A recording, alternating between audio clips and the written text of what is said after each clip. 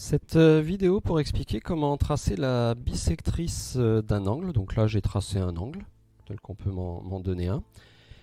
Et pour tracer la bisectrice, je vais utiliser le compas.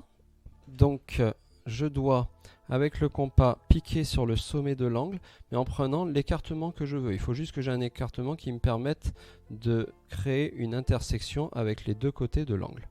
Donc là, je pique ici, je prends un écartement au hasard.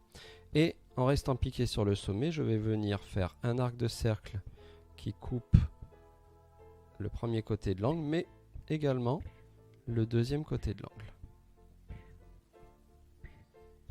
Voilà.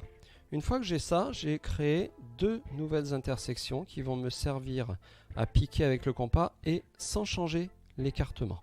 Éventuellement, si je le changeais, ça fonctionnerait, mais mieux vaut prendre l'habitude de ne pas le changer.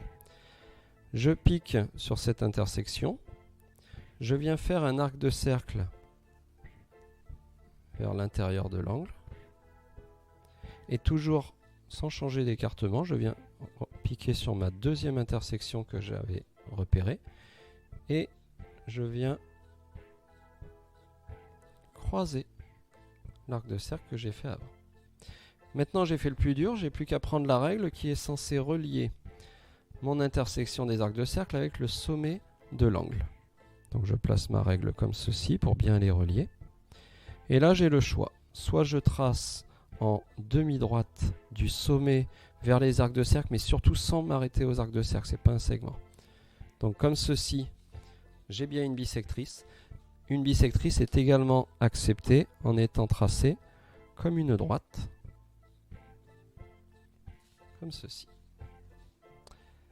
Dernière chose, la définition de la bisectrice, c'est qu'elle a coupé cet angle en deux angles de même mesure. Je vais donc faire apparaître ces deux angles. J'en ai un ici et un ici. Voilà. Et pour montrer qu'ils ont la même mesure, je vais mettre le même codage sur ces deux angles.